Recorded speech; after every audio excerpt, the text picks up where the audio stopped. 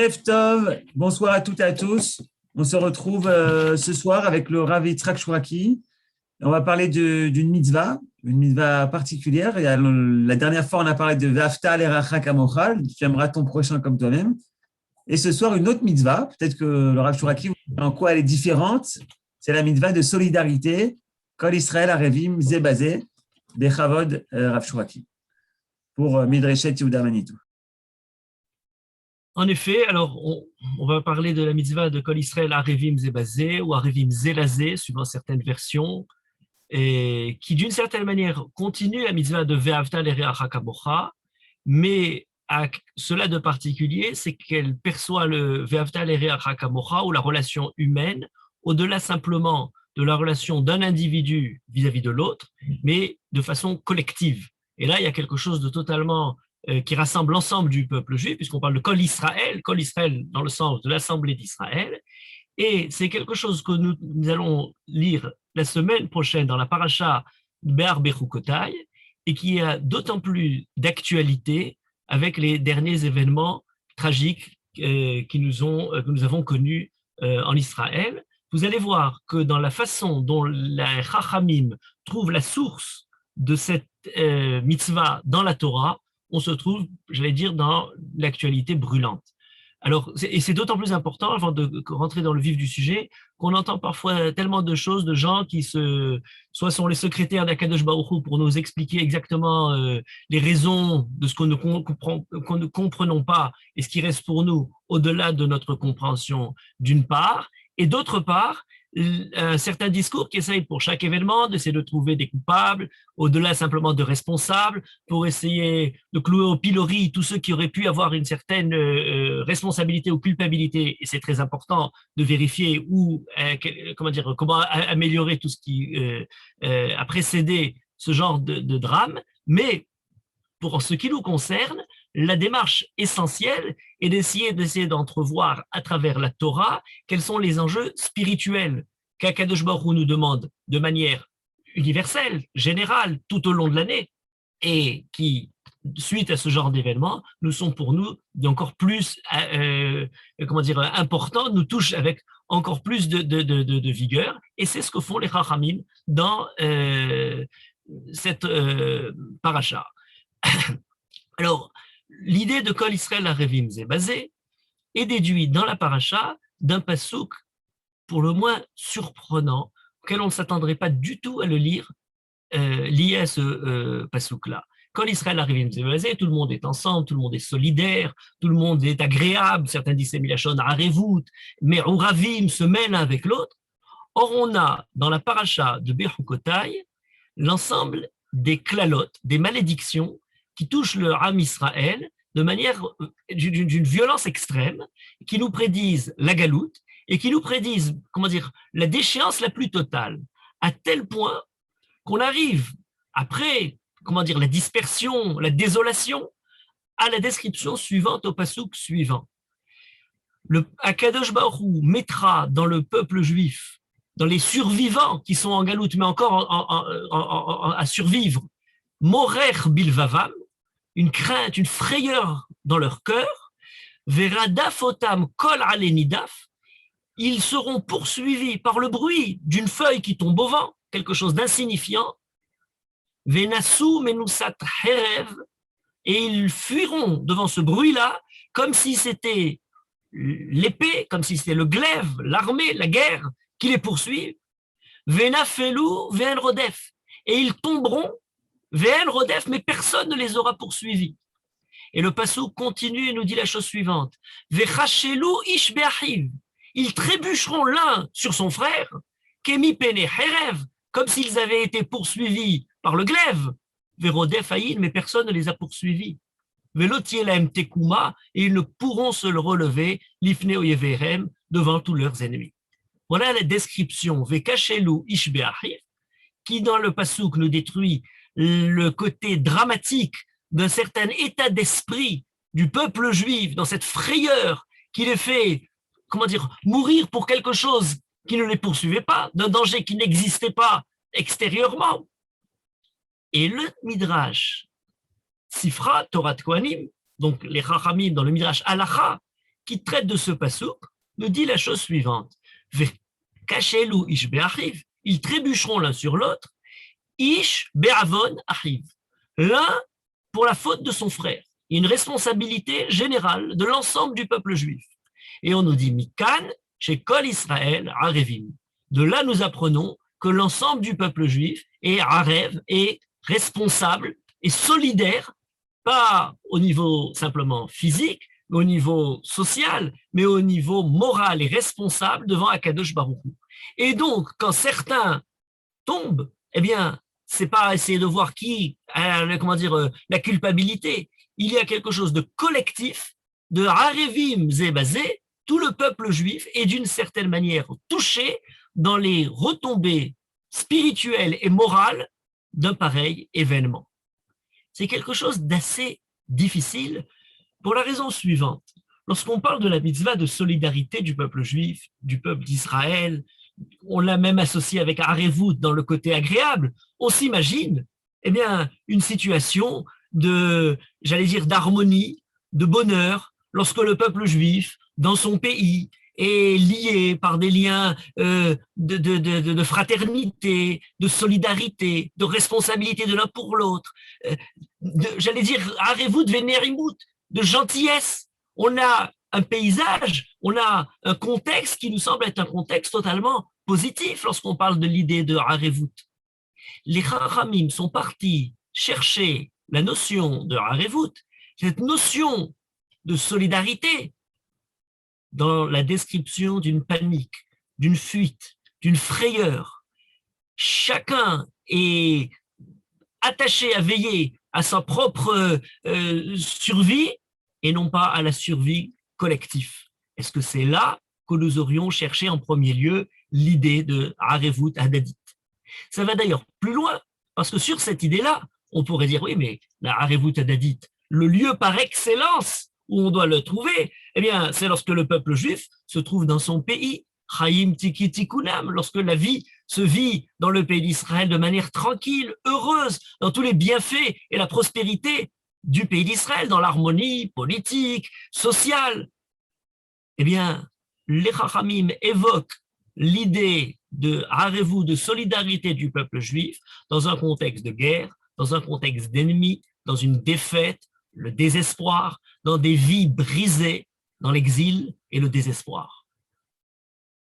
Est-ce que c'est de la galoute que nous pouvons apprendre l'idée de l'union et de la solidarité du peuple juif? On connaît tous le machal, d'ailleurs il est connu, mais c'est dans notre paracha qu'il apparaît. Dans le Midrash Vaïkra Rabbah, on nous parle de celui qui fait un trou dans sa cabine dans le bateau, et on dit mais il ne fait pas le trou simplement sous sa cabine, tout le bateau va couler. On connaît très bien, on a l'habitude d'entendre ce machal-là, il est évoqué dans cette paracha, dans le contexte particulier de justement, comme Israël Arevim, dans cette fuite dans laquelle on se demande où est-ce que finalement ils vont pouvoir survivre dans la galoute. Mais ça va encore plus loin que ça. Le problème est encore plus difficile. C'est qu'avant d'arriver à cette paracha, pour parler de solidarité et de Harevut du Ham Israël, mais on a toute la Torah qui est faite de manière positive, j'allais dire joyeuse, active dans l'idée justement de cette notion de solidarité. Bien avant cette situation désespérante, bien avant ces malédictions, toute la Torah essaye de proclamer cette notion-là. Peut-être depuis le premier homme, les premiers frères en tout cas, Hashomer Achi Anochi, la responsabilité d'un frère pour l'autre, c'est Caïn et Hevel. Et voilà, on a déjà en premier lieu cette idée, de solidarité ou de destruction de la solidarité. Noach, qui se sauve lui-même, et que se passe-t-il de sa génération? Que se passe-t-il des autres? À la différence d'Abraham, qui lutte, qui prie, qui crie pour Sodome, malgré sa perversité, qui pourrait peut-être être sauvée. Est-ce que Noach l'a fait? Voilà, toutes ces questions-là sont des questions qui sont au centre de la Torah. La Torah commence par ça. Et on nous décrit d'ailleurs le choix même d'Abraham, les maran asher yetzavé et banav et beto acharav, meshameru derech Hashem lasot tzedaka ou mishpat. Ce sont des gens dans cette famille, dans cette descendance d'Abraham, banav et beto acharav, qui vont appliquer à la fois la justice, à la fois le tzedaka, à la fois la bonté. Mais voilà, c'est ça l'idée de Harevut. À la différence de Noach, on a Moshe qui, lui, sort de sa teva et du palais de Pharaon pour aller retrouver ses frères dans l'esclavage, qui a grandi dans le palais de Pharaon, mais qui finalement sort pour aller, par solidarité avec ses frères, grandir par le fait de s'en approcher. Donc, la Torah aurait bien pu nous enseigner à ces moments-là l'idée de Harevut. Et puis en plus, on a des mitzvot très clairs. On nous parle à propos de notre paracha justement, qui a mouchachicha. Lorsque ton frère est dans la détresse, im kesef talvet ami et ani rimar. Lorsque ton frère est dans le malheur, il faut essayer de lui prêter, il faut essayer de l'aider. Et fait ce qu'il y est, il ne doit pas résister de pauvre, essayer d'aller jusqu'au bout pour essayer d'arrêter la pauvreté. Un souci de solidarité à l'intérieur du peuple juif qui va jusqu'à son propre ennemi individuel dans le peuple juif, à veiller à ce que lorsque son âne est en train de crouler sous son fardeau, d'essayer de le relever, d'essayer de lui rapporter ce qu'il a perdu. Toutes ces idées-là sont basées sur l'idée de la Harevut Hadadit, de la responsabilité de chacun pour tous. Ils arrivent de façon très claire dans l'association du peuple juif au pied du Har Sinaï, qui est Ish Echad Belev Echad, eh bien c'est l'alliance qui les unit totalement dans cette idée justement de solidarité, qui est reprise dans les Harvot Moav. Avant de rentrer en Israël, on nous dit Nistarot Lachem Eloheinu, Vaniglot Lanul Banenu Adrolam, on prend sur nous la responsabilité pour ce qui est clair, pour ce qui est caché, pour ce qui n'est pas évident dans le côté solidaire de tout le peuple juif. Tout ceci ne fait qu'approfondir notre question. Pourquoi les Chachamim sont partis chercher l'idée de Harevut, de Kol Israël Harevim Zebazé, dans cette situation désespérée où le peuple juif est Kachelou Ish Be'achiv. Et nous expliquer que ce Kachelou Ish Be'achiv, qui était une métaphore pour parler du fait de chacun payer de manière solidaire les uns pour les fautes des autres. Il semble qu'une direction, qu'une manière d'entrevoir la réponse à cette question est d'entrevoir ce qui relie le peuple juif de manière essentielle lorsqu'il est dans son pays, lorsqu'il est en galoute, et qu'est-ce qui crée justement la collectivité d'Israël. Parler de solidarité lorsque nous sommes dans une proximité physique, lorsque nous sommes géographiquement réunis, lorsque nous avons des liens de voisinage, lorsque nous avons un pouvoir politique commun, nous avons un système de loi, nous avons une politique, nous avons différentes institutions qui nous rassemblent dans notre pays, eh bien c'est une évidence, c'est quelque chose qui n'a pas besoin d'être traité a priori par la Torah.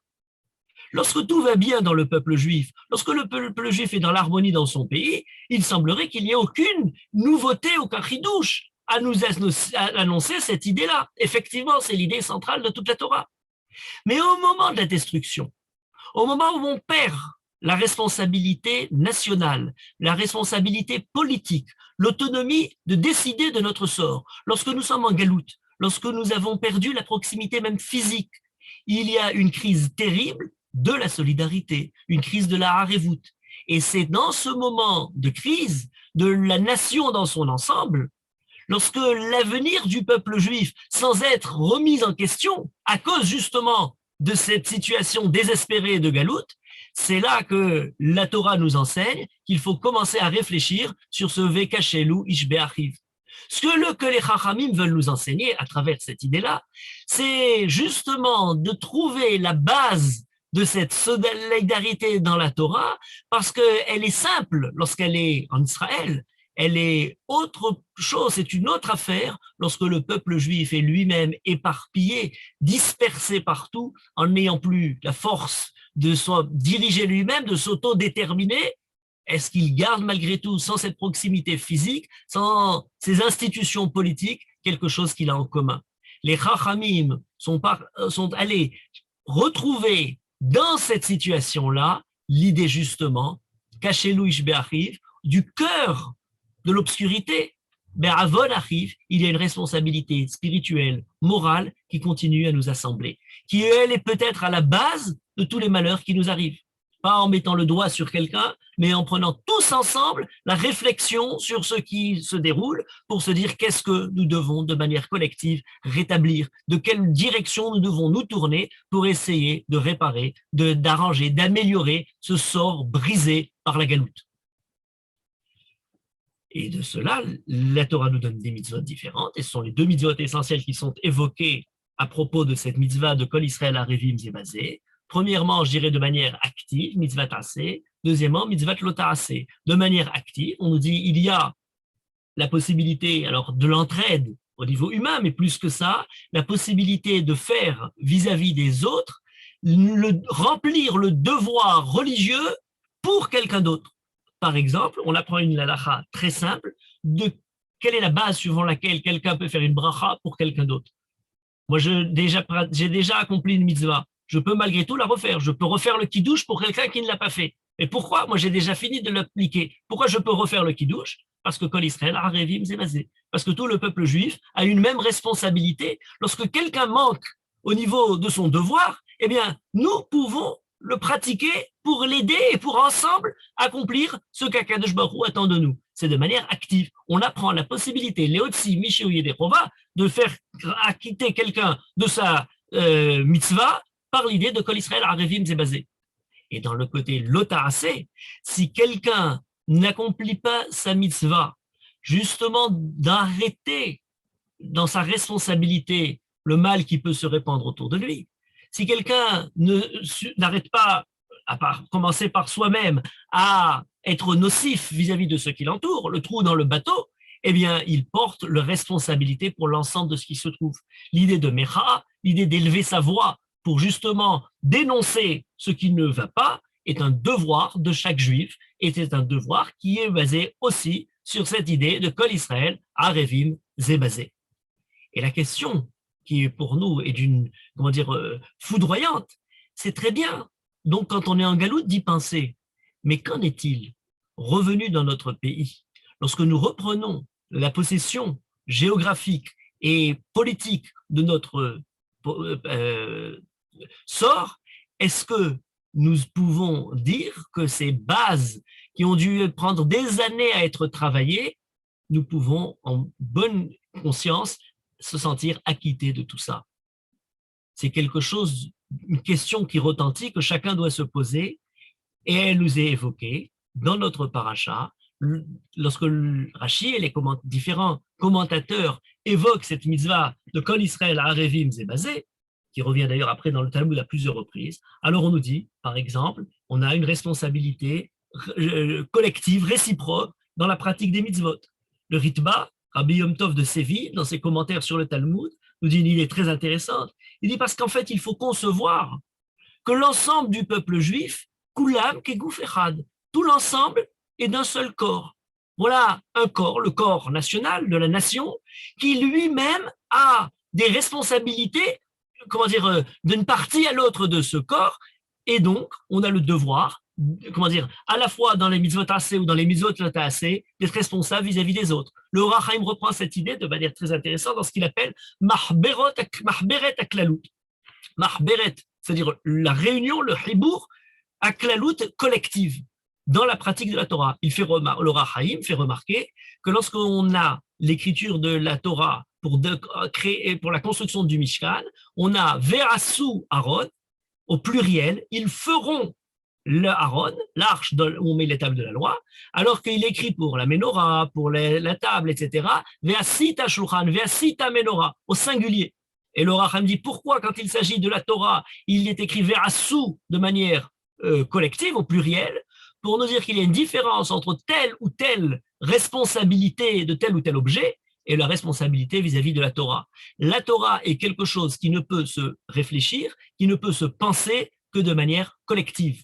Et donc, il est impossible de pratiquer la Torah chacun séparément. Il est impossible de pratiquer la Torah de manière parfaite si jamais chacun est de son côté. Il y a cette idée de Harevut Hadadit pour amener la pratique de la Torah à son accomplissement le plus parfait.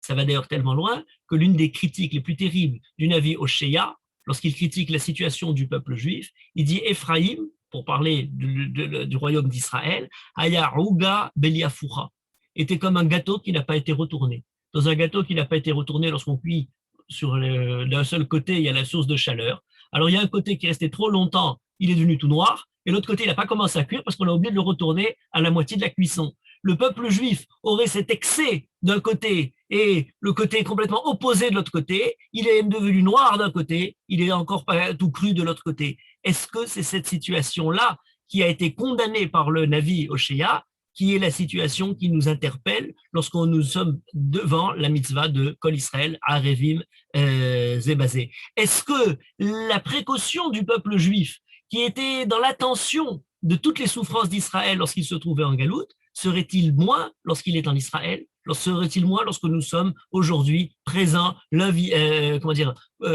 côté de l'autre? Voilà la première question qui nous est posée lorsqu'on parle de la mitzvah de Harevut Hadadit. Et pour y répondre, et pour entrevoir les différents tenants et aboutissants d'une telle question, d'un tel problème, il faut revenir au premier passage de la Torah dans lequel le mot Harevut apparaît. Alors je disais, dans la Torah, on en voit, je veux dire, presque de façon continue. Oui, mais il y a un moment particulier où l'idée de Harevut est annoncée. C'est le mot apparaît et on a tout un passage qui est entièrement fondé sur l'idée de Harevut, et c'est la paracha de Vayigash, dans laquelle on a Yehuda qui devient responsable, garant vis-à-vis de Yaakov pour Binyamin. Et c'est quelque chose de très intéressant parce que dans la façon même dont la Torah énonce l'idée d'un frère garant vis-à-vis de son frère, solidaire de son frère, il y a quelque chose de bizarre dans la formulation du passouk. Lorsque Yehuda raconte cette affaire, il dit « Ki avdecha arav et anar » en parlant à Yosef, il dit « Ton serviteur, Yehuda, a été responsable, garant, solidaire de cet enfant, de Binyamin, mais Rim aviv, les morts, de mon père, en lui disant à mon père « Imlo avienu elecha » si jamais je ne te le ramène pas, vechatati le avi kol hayamim, je fauterai à mon père toute ma vie. Il y a quelque chose de surprenant dans ce passouk-là. Si je ne te le ramène pas à toi, Yaakov, je fauterai à mon père. Oui, mais ton père, c'est Yaakov. Ou le passouk aurait dû dire, si jamais je ne te ramène pas, je serai fautif vis-à-vis de toi-même. Ou alors j'aurais dit, si je ne l'amène pas à mon père Yaakov, je serai fautif vis-à-vis de mon père. Or, le début commence dans la forme directe du discours direct de Yehuda vers Yaakov, et se termine vers Chatati Leavi Kol Hayamim. Et il y a beaucoup de réponses qui sont données. Je pas dans l'étude de cette paracha en particulier, donc j'irai droit à la réponse qui me semble la plus intéressante dans le centre de l'idée de la Harevut. Rabbeinu Bechaye dit, Imlo avienu elecha, Yehuda dit à Yaakov, si je ne te ramène pas Binyamin, vechatati leavi, c'est Akadosh Baruch Hu, chez Avi, chez Bashamaim. Je fauterai vis-à-vis d'Akadosh Baruch Hu. Retenez ce point-là très important, l'idée même de la solidarité de Yehuda, garant pour Binyamin devant Yaakov, est liée au fait que Yehuda, Binyamin, Yaakov, Yosef, tout le monde sont les fils d'Akadosh Baruch Hu. Avi Sheba Shamaim, Akadosh Baruch Hu est appelé Avinu.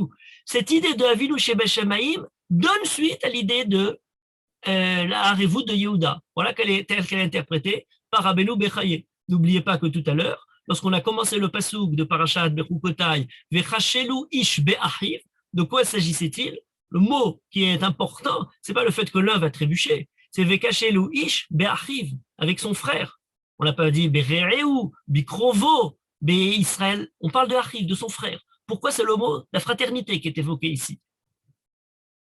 Cette idée, ce point qu'on entrevoit avec Yehuda, qui ramène la responsabilité de Yehuda pour Binyamin à un niveau spirituel vis-à-vis d'Akadosh Baruch Hu, est aussi évoqué par le natif de Vologine lorsqu'il explique quelle est véritablement l'idée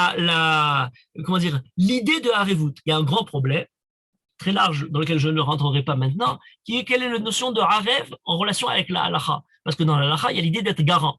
Mais Yehuda n'est pas garant dans aucune situation a priori telle que la halakha présente, puisque la halakha, c'est lorsqu'on emprunte quelque chose et quelqu'un d'autre, une tierce personne, se porte garant pour le remboursement d'une dette.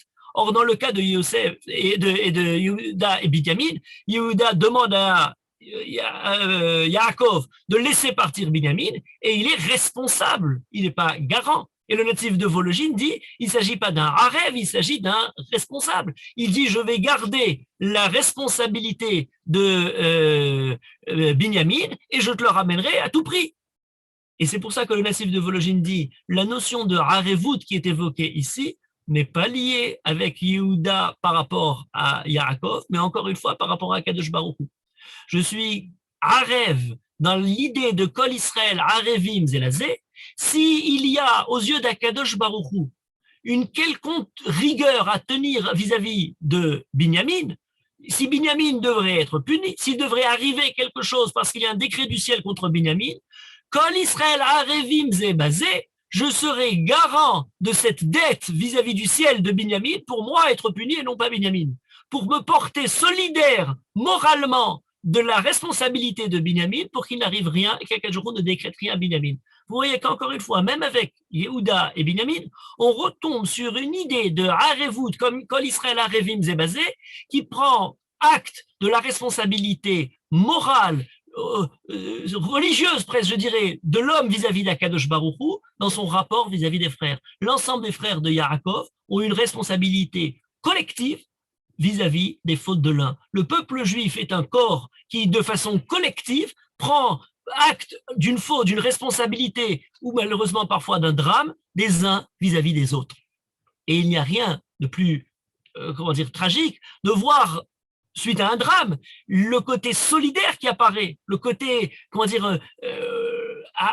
merveilleux du peuple juif qui retrouve justement dans cette situation le sentiment d'aide, de faire tout ce qu'il peut pour essayer justement d'aider chacun autrui.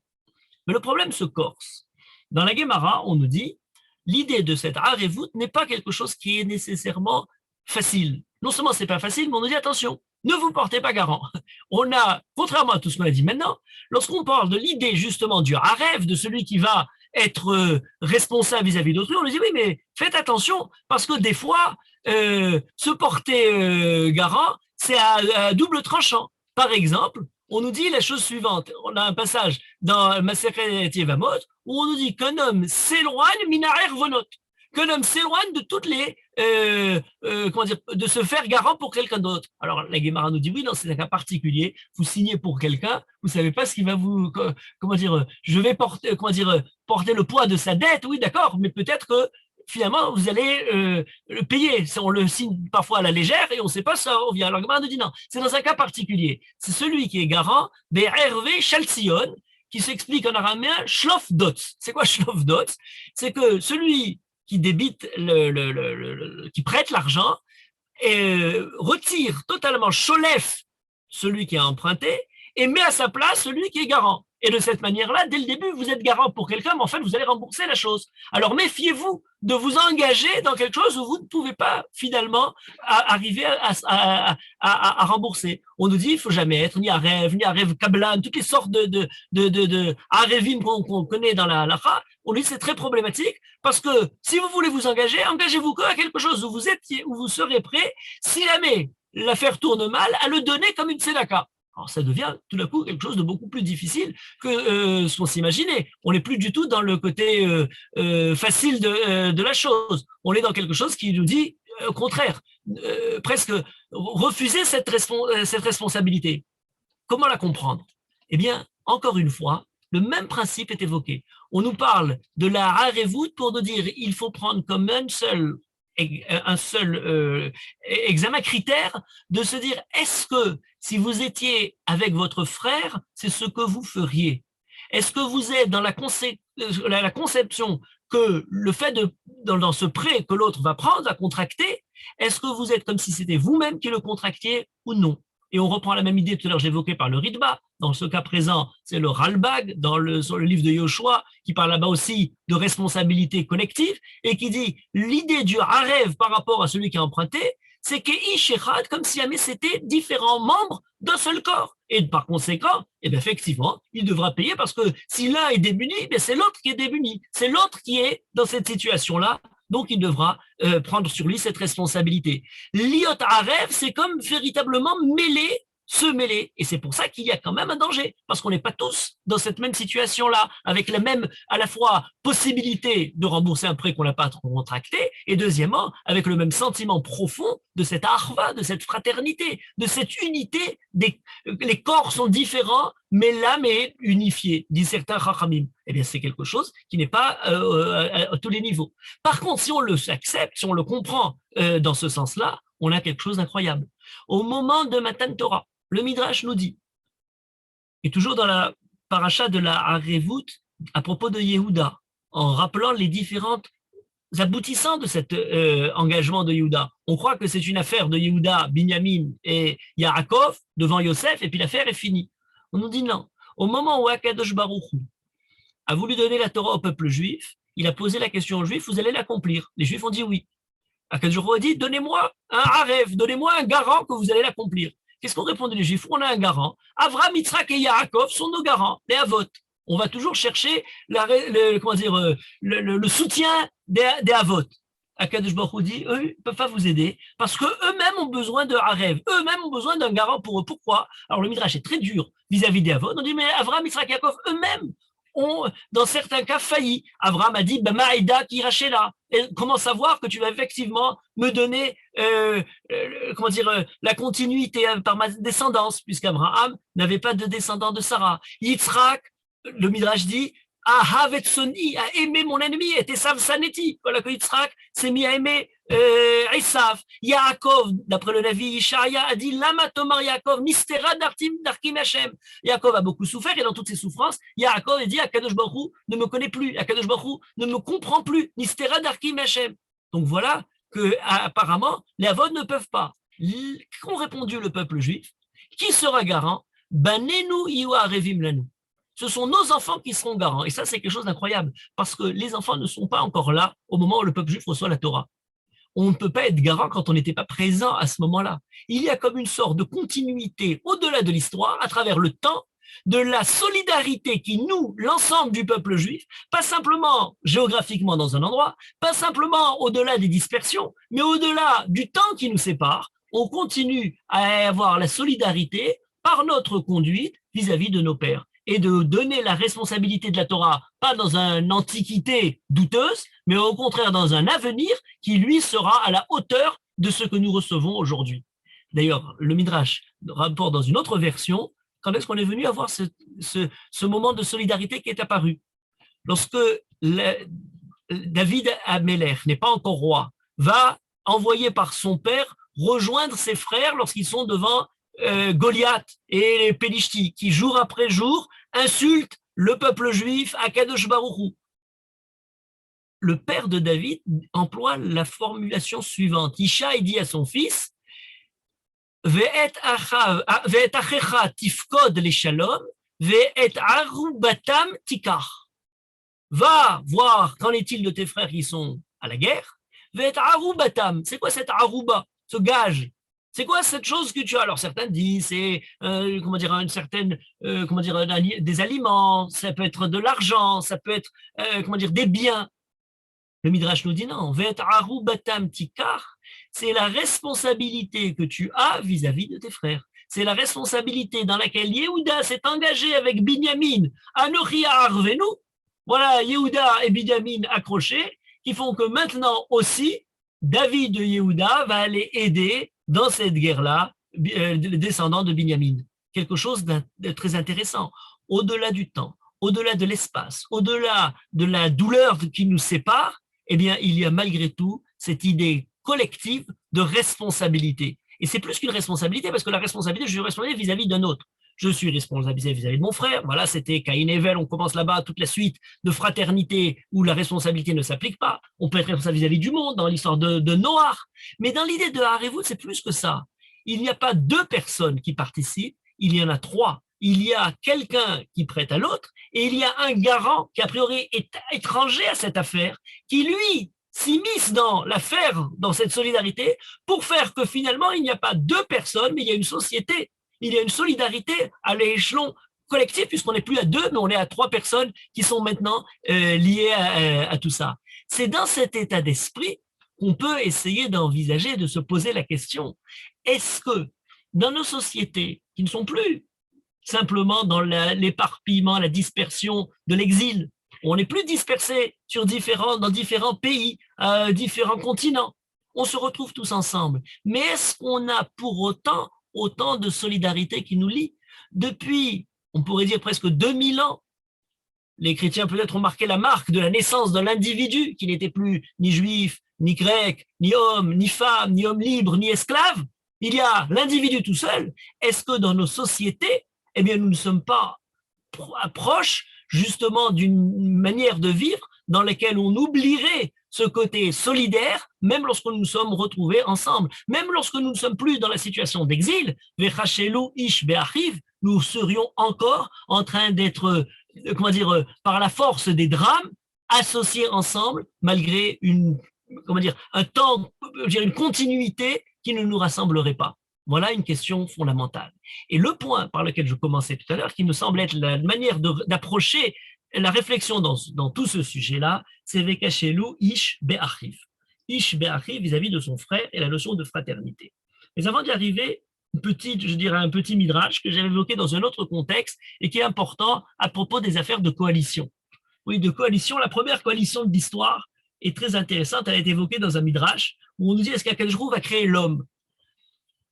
Et alors là, il y a les anges, il y a certains qui sont pour, il y a certains qui sont contre, et le Midrash nous dit, tout le monde connaît ce Midrash, le Chesed a dit pour la création de l'homme est tous chassadim, le Tzedek a dit l'homme est kulo tzedakot, l'homme est tout que de bienfaits, de générosité. Par contre, le Emet, la vérité a dit l'homme n'est que mensonge. C'est d'ailleurs le premier mensonge de l'histoire, puisque l'homme n'est pas que mensonge quand même. Mais enfin, le Emet venait de faire lui-même un premier mensonge. Mais en tout cas, il a dit il est kulo shkarim, le Shalom a dit il est kulo ktatot, il est tout entier de dispute. Akadosh Baruch Hu, dans la suite de ce Midrash, a jeté le Emet à terre, il est resté deux pour créer l'homme contre le Shalom, et finalement, le Chesed et le Tzedek ont finalement eu gain de cause pour créer l'homme. C'est très intéressant ce midrash parce qu'on ne nous a pas raconté la suite. La suite, c'est comment on fait pour s'entendre le Chesed et le Tzedek. Le Chesed et le Tzedek, ils ont voulu créer une certaine coalition opposée, j'allais dire d'union nationale entre les deux, et ce n'est pas été si simple que ça. Parce que le Tzedek a dit, moi je veux bien que l'homme soit créé à une seule condition, c'est qu'il y ait justice absolue, c'est qu'il y ait égalité absolue, c'est que toute l'humanité soit créée sous le même modèle, sous le même mode dans lequel il n'y a aucune différence, aucune déviation d'une justice absolue. Et là, ça a posé un certain problème, parce que toute l'humanité, tous les progrès, tout ce qui est grand dans l'homme est justement quelque chose qui sort, qui s'extrait dans l'exception de justement le côté égalitaire, équivalent, dans lequel tout le monde est un peu au même niveau. C'est parce qu'Akadosh Baruch Hu a donné certains, grands esprits qu'on a pu faire de grandes avancées, c'est parce qu'il y a quelques personnes qui s'élèvent au-dessus de l'humanité dans leur caractère, dans leur qualité artistique, qu'on a pu faire de grandes œuvres, c'est parce qu'il y a des écrivains qui ont un grand talent particulier qu'on a pu trouver quelque chose. Si on mettait toute l'humanité au même niveau, ça serait quelque chose peut-être de terriblement égalitaire qui correspondrait au Tzedek, mais terriblement navrant et triste, justement, de ne pas pouvoir avoir le génie de l'homme qui n'est pas dans le côté du Tzedek. Et c'est là que le Chesed a dit, moi, je veux bien participer à cette coalition, je rapporterai ma touche. C'est qu'il est possible que le Tzedek soit repoussé, soit parfois mis à l'écart, fasse exception, on déroge à cette règle d'égalité pour pouvoir donner à l'humanité certains moments d'exception du génie humain, mais à une seule condition, c'est qu'à chaque fois que quelqu'un se distingue de l'ensemble par ses qualités, ses privilèges qu'Akadosh Baruch Hu lui a donnés, il ne voit comme rôle vis-à-vis de l'humanité que le devoir d'en faire bénéficier les autres. Il ne voit par le chesed que la possibilité d'équilibrer ce qui était Tzedek précédemment. Cette idée est fondamentale parce qu'elle est évoquée de manière universelle dans ce midrash, le Hesed et le Tzedek, mais d'une certaine manière, c'est une des idées, j'allais dire, premières de l'ensemble de la réflexion politique de toute l'époque moderne. C'est pas pour rien qu'on parle d'égalité, de fraternité et de liberté. Voilà les trois notions de la Révolution. Mais entre liberté et égalité, et une fois j'avais parlé plus longuement de ces deux notions-là, il y a une lutte perpétuelle et beaucoup l'ont mis en avant en disant c'est très beau, mais le 19e siècle, qui a essayé d'amener la liberté à son paroxysme au niveau politique, social, à tous les domaines, a amené finalement un asservissement terrible au niveau justement de l'égalité. Et pour arriver à cette liberté-là, leur réaction, on a vu un 20e siècle d'une violence extrême pour nous donner de monstruosité de la côté égalitaire, à la fois dans le fascisme comme dans le stalinisme ou le communisme, eh bien, ces deux éléments-là ne pouvaient s'entendre entre eux qu'à travers un troisième élément, et qui est la donnée juive de toute la réflexion sur le modèle politique.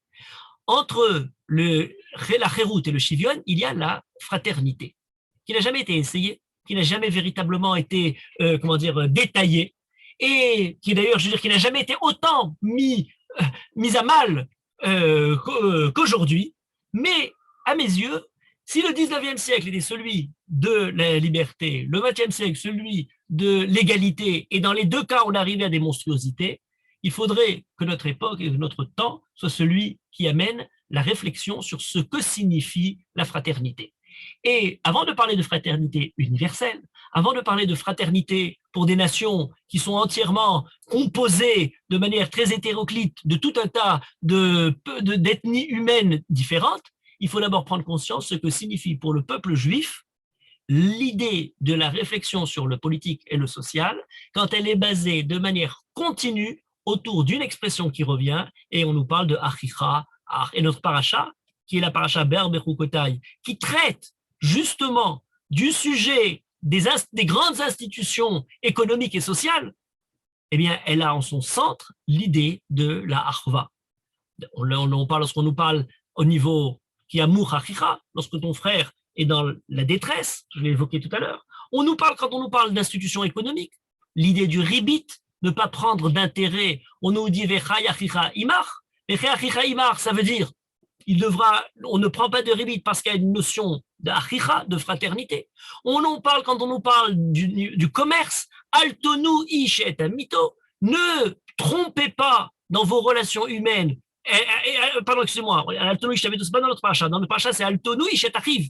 D'habitude, on a notre passage qui est altonu ish et amito, pour parler de quelqu'un qui est son ami, qui est celui avec lequel il est entré en commerce. Mais dans notre paracha, on nous parle d'altonu ish et achiv. Encore une fois, c'est le côté de la fraternité qui apparaît ici. Et ça, c'est très important. Pourquoi ?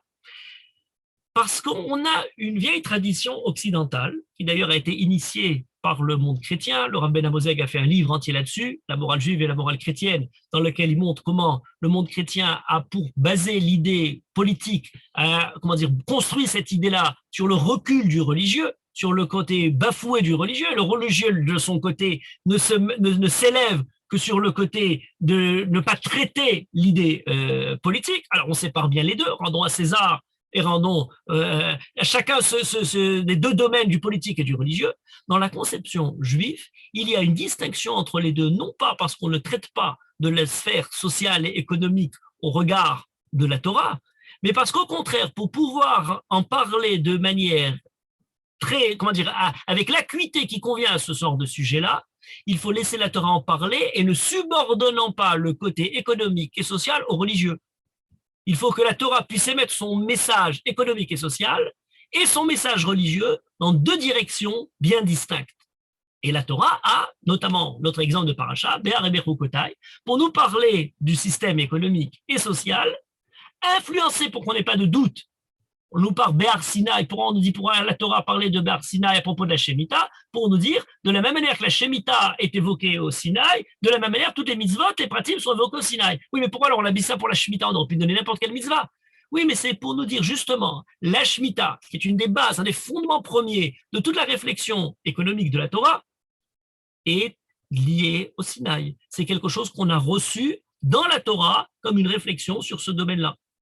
Notre année, j'avais parlé du Yovel. Le Yovel, je dirais le pendant entre Shemitah et Yovel. La Shemitah serait ce qui nous donne plus la recherche, justement, de quelque chose qui serait égalitaire. Et le Yovel, ce qui nous donnerait plus la recherche de la liberté. Quelqu'un qui était esclave va retrouver sa liberté au Yovel. On fait la Géoula, on rend les terrains, on les ramène à leur premier propriétaire. On libère toutes les sortes d'asservissements qui pouvaient s'être développés dans la vie économique et sociale. La Shemitah, une fois tous les 7 ans, on retrouve une sorte d'égalité, pas parce qu'on rêve à vivre que là-dessus, puisque 6 ans, on continue à avoir notre travail, notre propriété, mais une fois tous les 7 ans, on a comme une sorte d'utopie dans laquelle la terre appartient à Kakadosh Baruch Hu, et nous sommes tous au même niveau devant cette terre. Mais entre la Shemitah et le Yovel, la liberté et l'égalité, eh bien, on a dans notre paracha aussi la notion du ribit. Et cette notion de ribit, il me semble être la définition même de la harva. Il y a une grosse question sur le ribit, et c'est d'autant plus intéressant l'idée du ribit, du prêt à intérêt. On ne prend pas d'intérêt vis-à-vis de son frère, que ce n'est pas quelque chose qui est intuitif, je dirais naturellement, pour quelqu'un qui dit qu'il faut se conduire bien. Il n'y a aucune raison a priori pour que, de la même manière que je puisse louer ma voiture, je puisse louer mon appartement, je puisse même louer mes services, pourquoi je ne pourrais pas louer mon argent? Et le fait de prêter de l'argent me rapporterait de l'argent. C'est quelque chose qui non seulement aurait sa logique, mais presque est un problème majeur pour comprendre comment vivre dans une économie qui ferait, comment dire, abstraction de ce système de ribit. On n'a pas encore résolu le problème. On est aujourd'hui dans ce système avec une manière de contourner le problème dans laquelle on continue à pratiquer un ribit qui aurait trouvé une manière de, éthérisca, de dire on est en train de faire des affaires, etc. C'est un large problème. Mais comment comprendre son idée au départ? Comment comprendre qu'on puisse accepter même cette idée de ribit? Pour qu'est-ce que veut la Torah? Dans le passou qui décrit le ribit dans la paracha de Bechukota et de Ber Bechubéar, on nous dit la chose suivante: Ki amou chachicha ou matayado. Ki amou chachicha, ton frère va justement fléchir, va arriver dans un état de difficulté. On devra lui prêter. Altikar meito necher vetarbit. Ve'areta meloecha veche achicha imar. Altikar meito necher vetarbit. Ne prends pas quand tu vas lui prêter Necher vetarbit. C'est quoi ce Necher vetarbit? C'est le prêt-intérêt. Pourquoi le prêt-intérêt est appelé Necher? Le mot Necher, c'est le mot qui parle d'une morsure. Lorsqu'on nous parle des serpents qui viennent dans le désert, les serpents ont mordu, c'est la morsure du serpent. C'est quelque chose de très intéressant. La Torah emploie pour parler de l'intérêt, de l'usure liée à l'argent, l'idée de la morsure du serpent, celui qui prête, et comme celui qui, comment dire, ah oui, mais pourquoi? Ça pourrait être fait très clairement, très sincèrement. Il y a une notion importante. Alors, d'après le Midrash, on nous dit oui, c'est pour nous rappeler même le Nachash Akadmoni, le premier Nachash, la morsure du serpent qui a tenté l'homme à vouloir gagner plus, à vouloir profiter, même de l'arbre qui était interdit, il a tout perdu pour autant. Akajrut t'a donné ton argent, pourquoi essayer de vouloir en gagner plus sur le compte d'un autre? Mais il y a un point majeur, ce n'est pas simplement sur le compte d'un autre, et c'est le point de la harva. Le Midrash nous dit pourquoi cette mitzvah de ribit apparaît alors qu'elle pourrait totalement se pratiquer, et d'ailleurs elle est permise vis-à-vis des goïms. On nous a toujours dit alors pourquoi pour les goïms vous faites deux niveaux? C'est pas qu'on a deux niveaux de morale, c'est que le peuple juif est perçu sous le mode de la harva, de la fraternité. Dans une famille, si mon frère est dans la détresse, je l'aide autant que je peux. Je ne vais pas essayer de profiter de cette détresse-là pour lui prêter de l'argent et en même temps faire des intérêts. J'ai peut-être pas d'argent disponible, je ne lui prêterai pas. Mais si j'en ai, eh bien prête-le. L'idée du peuple juif évoquée par les Chachamim nous dit la chose suivante. Quand le peuple juif est sorti d'Égypte, Kartu benem berit shel chesed ben achim. Les frères qui se sont disputés, qui nous ont fait descendre en Égypte, en sortant d'Égypte, ils ont dit on va retrouver cette fraternité. Et dans cette fraternité, on a une idée de base, c'est l'idée du chesed. Voilà une société, un exemple dans le côté du ribit, qui est bâtie sous le concept d'une fraternité qui permet qu'il y ait des moments où on arrête justement la course éperdue, ivre de pouvoir faire plus de bénéfices lorsqu'il s'agit de mon frère. Voilà une question très importante qui devrait nous interpeller jusqu'à quel point dans nos sociétés, on est dans le mode de la harva ou on est dans un autre mode. Je rajouterai un point important à ce phénomène. Le pasouk, lorsqu'il nous dit Ki amou chachicha ou matayado, ton frère Mar va faiblir ou mata yado. C'est quoi cette expression mata yado? On n'a dans aucun autre passage du Tanakh l'idée de mata yado. On a le mot mata, flancher, faillir, faiblir, fléchir, la notion de mata, la tot, qui est évoquée à propos des pieds. On nous parle les et tamut raglam, aliten lamot raglecha, ne laisse pas nos pieds flancher, faiblir. Chez nous, Venonatan lamot raglenu. Lonatan lamot raglenu, qui à quel jour n'a pas laissé nos pieds se dérober sous nous. On a ça de différentes expressions qui évoquent toujours cette notion-là. On a aussi l'idée de la mot, sans parler des pieds, mais de manière générale. Vani amarti bechelvi bal emot leolam. Quand tout allait bien, je me suis dit bal emot, je ne faiblirai jamais, je ne faillirai jamais. Kimi mini bal emot, tu es à ma droite, bal emot, je ne tomberai pas. Le mot général sur bal emot. Vous voyez, on a commencé tout à l'heure par kachelou ishbe arrive, et là on a les pieds qui flanchent. L'idée de trébucher a aussi, cette notion-là qui est évoquée, pas dans la malédiction, mais dans le devoir qu'on a vis-à-vis de notre frère. Mais là, c'est plus les pieds. Là, c'est quelque chose de particulier. Une seule fois dans le Tanakh, on nous parle de Kiyamu Chachira ou Mata Yado. C'est sa main qui flanche. Pourquoi la main? Et c'est très intéressant parce que ça donne tout d'un coup une ouverture sur la réflexion sur ce sujet, cette fraternité, qui va bien au-delà simplement de l'aide dans son aspect social, dans son aspect, j'allais dire, de l'emprunt, on lui prête de l'argent, etc. Les commentateurs ont donné différents sens à cette idée de Mata Yado, telle qu'elle est évoquée dans ce passouk-là. On nous dit, lorsqu'on dit Mata, quelque chose qui flanche pour le pied, ou Mata d'une manière générale, on parle de quelqu'un qui effectivement tombe, qui n'a plus la possibilité de se tenir sur ses pieds, de tenir sur ses jambes. Son existence même est remise en question, est en danger. Les pieds sont ceux qui soutiennent l'homme. Par contre, lorsqu'on parle de Mata Yado, c'est la main. La main, c'est pas ce qui le soutient, c'est ce qui lui permet de travailler, c'est celui qui lui permet d'agir, c'est la base de son action, c'est la base de son travail, Mishlach Yado, ce dans lequel il envoie sa main, c'est la façon dans laquelle il agit dans le monde. Maase Yadav, ses actions. On ne parle pas simplement dans le moment où ton frère est au moment de crouler, va s'effondrer, mais on parle au moment où ton frère, Matayado, a un problème dans son activité professionnelle, dans son activité économique, dans les entreprises qu'il entreprend. D'ailleurs, Rashi, sur ce passage-là, nous dit à quoi ça correspond ce Matayado. C'est que tant qu'il n'est pas encore tombé, eh bien, il vaut mieux l'aider maintenant, il vaut mieux l'aider quand il peut encore travailler. Parce que, alors ils disent quand un âne est encore debout, il suffit d'une personne pour le se tenir bien, mais quand l'âne s'est écroulé pour remettre les choses, il faut 5 personnes pour le relever. Lorsque quelqu'un s'est écroulé, c'est beaucoup plus dur. De la même manière, le Matayado nous donne anticipe ce qui serait après la Mutraglam. Ne le laisse pas tomber. Mais l'idée de Matayado va beaucoup plus loin que ça.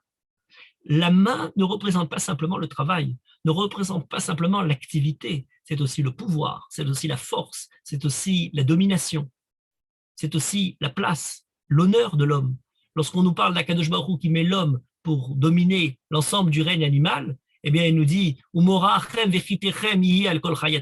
Je mettrai la crainte et votre domination sur l'ensemble des animaux de la terre. Ils seront remis, en français on dit remettre entre vos mains. Remettre entre vos mains, c'est pas aux mains physiques, mais au niveau de la métaphore, c'est de leur donner le pouvoir sur cette chose-là. Baruch el Elyon asher migen sarecha beyadecha. Abraham, Akadosh Baruch Hu a mis ses ennemis entre ses mains. Il lui a donné le pouvoir sur ses ennemis. Lorsqu'on nous parle de Réhouven qui sauve Yosef, Vaishma Réhouven, Vayatzileu miyadam. Il l'a sauvé de leurs mains, pas de leurs mains physiques, mais simplement de ceux qu'ils voulaient entreprendre, de leur pouvoir, de leur force qui allait se manifester sur Yosef. Voilà la main qui a un deuxième aspect. Pas simplement au moment qu'il mata Yado, il n'arrive plus à avoir son activité professionnelle, il n'arrive plus à avoir, dans ses différentes activités, mais sa force, son honneur, son pouvoir. D'ailleurs, c'est à partir de ce pouvoir-là que le mot yad va pouvoir donner à la fois la notion de temps et à la fois la notion d'espace. Vous utilisez le mot miyad, vient tout de suite. Mais pourquoi on utilise le mot miyad pour parler tout de suite? Miyad, c'est minayad. Minayad, c'est le fait d'avoir le pouvoir au niveau du temps qui s'étend immédiatement, sans justement médiateur, sans intermédiaire, tout de suite, maintenant d'ailleurs. Maintenant, vous pouvez le tenir par la main, en hébreu on dit ça, miyad, minayad. Donc le pouvoir exprimé par la main donne sa retombée sur l'idée même du temps qui était évoqué à travers la main. Et c'est pas simplement pour parler du temps, mais c'est aussi pour parler de l'espace. Lorsqu'on voudrait parler de quelque chose qui est à proximité, qui est tout proche, à portée de main d'ailleurs, on dit en français, on dit aliad, aliado, aliado les digléem, à proximité de sa main. Ça détermine donc un temps, ça détermine un espace, ça détermine un pouvoir qui matayado lorsque ton frère machachicha faiblit ou matayado, c'est pas simplement son activité professionnelle, c'est son honneur, c'est son pouvoir, c'est son espace, c'est son lieu, c'est son temps, c'est sa place. J'allais dire, c'est son souvenir. On disait tout à l'heure à propos de la responsabilité de Yehuda, c'est un engagement qui le porte garant, pas simplement à cette époque-là, mais pour toutes les générations. Eh bien, l'Yad, c'est aussi le souvenir. Lorsqu'on parle de Yad Vashem, l'Atziv lo Yad, Yad Avshalom, c'est pas la main, c'est le côté ancré de quelqu'un qui va continuer à être présent, même au-delà de sa présence physique. Ou Matayado, c'est plus que simplement son existence, c'est tout son honneur qui est derrière tout ça. Qui amour achicha ou matayado, quand ton frère, dans toutes ces directions-là, dans tous ces différents aspects de ce qui crée pour lui son humanité, est en train de faiblir, eh bien, la solidarité, la mitzvah de justement quand l'Israël Arevim est basé, est de lui porter à ce moment-là secours. Et ça va d'ailleurs tellement loin que cette idée-là se développe au-delà de tout ça pour nous parler d'une manière plus générale de la Torah dans son ensemble. Pourquoi la Torah ? Eh bien, parce qu'on a un passouk merveilleux pour parler justement de l'étude de la Torah. Et à proximité de Shavuot, je disais tout à l'heure que Keishechad Belevechad, cette union du peuple juif uni ensemble au pied de la Torah, est évoquée aussi sous le signe de la fraternité. Il y a un passouk de Shir HaShirim qu'on lit toutes les semaines et on dit Mi itenli keachli yonek shedeimi. Mi itenli keachli yonek shedeimi. C'est un très beau passouk. Qui nous ramènera à cette situation de mon frère qui ensemble étions ceux qui avons bu au lait au sein de notre mère. Il y a l'idée de fraternité liée au fait de s'abreuver au sein de sa mère. Pourquoi ? Alors le Midrash, bien entendu, explique toujours Shir HaShirim à d'autres dimensions simplement que de Shir HaShirim, comme une métaphore pour parler du rapport général du peuple juif vis-à-vis d'Akadosh Baruch Hu, et dans l'occurrence dans ce cas-là, vis-à-vis de la Torah. L'inok Mishé de Imo, t'étais le sein de sa mère, et l'image qui est employée par le roi Salomon dans le livre de Michelet pour parler de la Torah. La Torah est évoquée comme une mère qui abreuve ses enfants, et on nous dit Dadea yeravucha becholait. C'est le sein de la Torah va t'alimenter à chaque instant. Pour quelle raison ? Eh bien parce qu'il y a dans le lait maternel à la fois quelque chose de naturel, de spontané, qui n'a pas été, qui n'a pas besoin d'être préparé, qui est toujours là présent pour être abreuvé au même titre de la Torah, mais particulièrement qui peut trouver un goût à chaque fois différent suivant ce que l'enfant, suivant ce que la mère mange et suivant ce que l'enfant tête. Ça, ce qui est très intéressant, c'est les deux aspects. D'une part, il prend tous les goûts des différents aliments que la mère peut manger. Alors c'est très bien, la Torah peut prendre tous les goûts des différentes cultures et des différentes connaissances qu'un juif peut intégrer. Et bien finalement, il en ressortira le lait teinté des différents goûts de là où il est passé. Mais il est aussi sous un autre mode, c'est qu'au fur et à mesure que l'on tête au sein de la Torah, eh bien le lait se forme. Il y en aura d'autant plus. Plus on l'étudie, plus on la creuse, et plus le Mitencha keachli, absolument. Je veux dire, on est d'accord. Mitencha keachli, c'est le même principe, l'idée de la sauce, de la fraternité liée avec le lait de la mère. Mitencha keachli. Alors, donc, au fur et à mesure qu'on tête à ce lait-là, eh bien, on trouve de nouveau, on le découvre encore plus, on l'en crée presque. Comme si plus on étudiait et on perçait, on approfondissait la Torah, on découvrirait à ce moment-là plus de Torah. On aurait d'autres hidushim, d'autres explications, d'autres éclairages qu'Akadosh Baruch Hu créerait suivant la mesure de l'attente de celui qui tête au sein de la Torah. Voilà une autre sorte de parler de la fraternité. Mitencha keachli, yonek shedemi, soyons frères pour pouvoir ensemble étudier et avoir responsabilité de l'enseignement de la Torah à développer au-delà de nous-mêmes. Et d'ailleurs, c'est très intéressant parce qu'on a deux modes d'étude de la Torah, celui du lait, celui de cette fraternité qui tête au sein de la mère, mais on a ensuite, quand on commence à grandir, on dit, à quel moment on a commencé à dire papa, eh bien, on dit, le moment est un moment dans lequel on commence à goûter le goût du blé, le goût du dagan. On commence à faire une petite daïsa, une petite, manger des céréales. À ce moment-là, on a quelque chose d'autre qui arrive. C'est plus le lait naturel, spontané, inné qu'on a bu au sein de la mère, mais c'est une autre relation, une relation qui est plus réfléchie, qui est, j'allais dire presque, qui vient se superposer. Le père rentre en jeu, donne plus quelque chose de l'étude, plus, qui a moins le côté naturel de ce qui était avant, et c'est une autre manière d'entrevoir la Torah. Il ne suffit pas simplement de la recevoir telle qu'elle est, il faut la creuser, l'alimenter. L'hygrose, comme on les goresse des céréales, c'est le fait justement de bien mâcher et d'étudier, de préparer, de faire cuire le pain, de faire cuire toutes ces choses-là. C'est un deuxième aspect de l'étude de la Torah. Voilà cette idée de mi tencha keachli yonek shedemi, mi tencha keachli, soyons frères, pour pouvoir ensemble avoir ce côté naturel et spontané de notre relation vis-à-vis de la Torah. Vous voyez qu'on a commencé par quelque chose qui pourrait relever simplement de la dispersion du peuple juif dans ces différents exils, et on nous dit oui, mais quand il y a dispersion du peuple juif, quand il y a l'un qui trébuche sur l'autre, eh bien c'est un problème qui doit être posé pas simplement au niveau de l'exil, mais qui doit se poser la question lorsque nous sommes ici, sommes-nous dispersés, partagés, divisés, éloignés les uns des autres, même si nous sommes en Israël? Voilà une première question qui nous est posée. Mais en quoi consiste justement le fait de ne pas être éloigné? Dans cette idée de Kol Israël Arevim Zebazé. Arevim Zebazé, c'est ne pas chercher à trouver les responsabilités des autres, mais à prendre conscience que nous sommes tous responsables ensemble. Pas dans le fait de noyer la culpabilité, nous sommes tous des assassins, nous sommes tous des coupables, et de cette manière, personne n'est rien du tout. Mais prendre chacun personnellement conscience de ce qui, dans l'ensemble du peuple juif, dans cette unité de ce corps national, eh bien, perd un peu de cette achva, de cette fraternité, seule possibilité de réunir la chérout et le shivyon, la liberté et l'égalité, pour pouvoir donner au niveau, bien entendu, l'économie, le côté social de celui qui est dans le besoin, mais celui qui est dans le besoin peut-être d'autre chose, simplement que du travail ou de son revenu, qui est dans un besoin au niveau de sa personnalité, de son kavod, de son temps, de son espace, de son lieu, de sa santé intellectuelle et morale, telle que la Torah nous le donne. Peut-être qu'à tous ces niveaux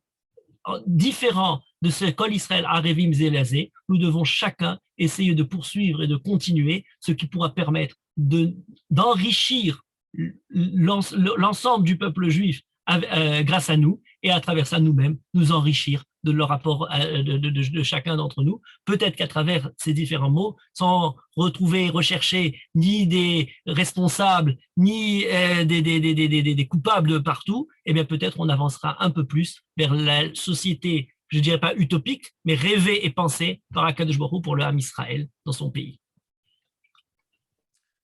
Amen. Toda Rabba Rav Chouraki. Vous pouvez maintenant ouvrir vos micros. Merci, un cours très, très complet, très actuel. Vous pouvez ouvrir vos micros pour poser vos questions ou nous donner vos remarques. Vous avez dit tout à l'heure qu'en Galoute, la solidarité peut être plus facile. Il y a aujourd'hui parmi nous en Israël des frères, nous avons des frères qui, par certains aspects, se considèrent encore comme étant en exil. Et ces frères-là ont été justement terriblement frappés hier par un drame épouvantable. Ce que je voulais dire, c'est que justement les Haredim nous donnent un exemple extraordinaire de solidarité. Il faut le rappeler parce qu'on n'en parle jamais. Alors que entre eux, ils ont une solidarité extraordinaire. Ils ont des institutions qui devraient être multipliées dans tout le peuple, comme par exemple le système du Gmar, comme justement vous en avez parlé, le prêt sans intérêt. Je pense qu'il est important de parler aussi des Haredim dans ce qu'ils ont de formidable et dans ce en quoi nous pouvons les imiter. Et c'est aussi la solidarité. Et je rajouterai à ce que vous venez de dire, que j'approuve parfaitement, et qui n'est pas simplement dirigé, comme certains parfois le prétendent, uniquement vis-à-vis de leur propre société. Puisqu'on a vu de la part des Haredim les différents chesed, comme Yad Sarah, comme Zaka, comme Aïkoudat Salah, etc., qui sont dirigés sur l'ensemble de la société. Mais on a parfois du mal à, voir tous ces, ces mérites que chacun de différents groupes, et on pourrait dire, entre parenthèses, pour qu'on soit bien, et ne rajouter aujourd'hui, dans cette période-là, que du srout et du limoud srout sur le Ham Israël, au même titre, puisqu'on arrive à donner des noms, je n'ai pas parlé tout à l'heure jusqu'à présent ni des Haredim, ni de ceci, ni de cela, qu'on soit bien clair, je veux dire, mais au même titre que certains qui auraient pu être dans les factions totalement opposées aux Haredim sur des raisons politiques, religieuses ou autres, étaient parmi les premiers à Tel Aviv et dans d'autres endroits à aller faire la queue pour essayer de donner du sang pour sauver ces gens-là. Et c'est dans ces moments-là qu'on est ému par cette idée justement du corps national du peuple juif réuni et qu'on se pose la question, Kol Israël Arevim Zebazé, pas simplement lorsqu'on est dans cette galoute ou dans ces dispersions ou dans ces drames, dans ces malheurs, mais aussi lorsqu'on est heureux dans les bienfaits d'Akadosh Baruch Hu de notre terre. Donc ce n'est que pour rajouter du bien sur ce que vous venez de dire. Merci Rav Chouraki. Je vois d'autres personnes qui ont ouvert le micro, Youssef, Daniel, Nicole. J'ai retiré. Bonsoir, Bonsoir. Rav. Bonsoir, Rav. Dis-moi, moi, c'est une demande aux organisateurs d'adapter, si c'est possible, les horaires du début du cours à la tfila de Mincha Arbit. Oui, c'est un... On va essayer, Youssef. C'est dommage de ne pas pouvoir suivre le début du cours. Voilà. Merci, Youssef. Vous pouvez y penser. On va essayer d'en tenir compte. Daniel, tu veux dire quelque chose? Oui, je ne sais pas si mon micro est ouvert, une seconde, oui. Moi, je voulais savoir, parce que j'ai cru entendre... Vous m'entendez? Oui, parfaitement. Oui. Alors, ce que je voulais savoir, c'est Laura a parlé du fait qu'on était solidaires plutôt dans les moments de détresse. Et est-ce que le fait qu'on ne sache pas être solidaire dans les moments de joie et de vie normale, c'est dû à quoi? C'est quand même important de savoir. C'est la grande question de la Torah. Tout le livre de Devarim est fondé sur cette question-là. Vous allez passer d'une situation dans laquelle vous étiez en Égypte pour fonder un pays dans votre propre pays. Vous étiez jusqu'à maintenant unis, solidaires autour du Mishkan dans les déplacements du peuple juif. Vous allez rentrer en Israël chacun à sa propre, Ishtachat Gafno, Ishtachat Nato, chacun dans sa propre parcelle de territoire. Et qu'en sera-t-il de ce qui nous réunit ensemble? Il y a parfois dans les moments où on est justement dans les bienfaits d'Akadosh Baruch Hu, dans le moment où on a l'impression que tout arrive et tout va bien, qu'on risque, on a la tentation, ce que dit Moshe, Veram levavecha veshacharta et Hashem Elohecha. Vous oublierez Akadosh Baruch Hu, vous oublierez votre frère, vous oublierez toute cette chose. Moshe le sait, et toute la Torah, c'est d'une certaine manière la manière d'essayer de s'éduquer pour apprendre comment ne pas en arriver là. Voilà. On est arrivé là, on est parti en galoute, on revient, on ne voudra pas reproduire ce schéma-là malheureux vers lequel on se retrouve, de manière assez régulière. C'est humain, mais pour le peuple juif, on demande plus que ce côté humain. On demande justement de ne pas en arriver à ces drames-là pour se réunir. Très bien.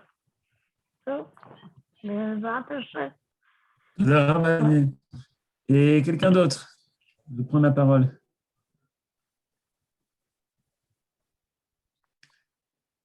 Merci beaucoup, Rav Chouraki. Brigitte, tu veux nous annoncer quelque chose pour jeudi?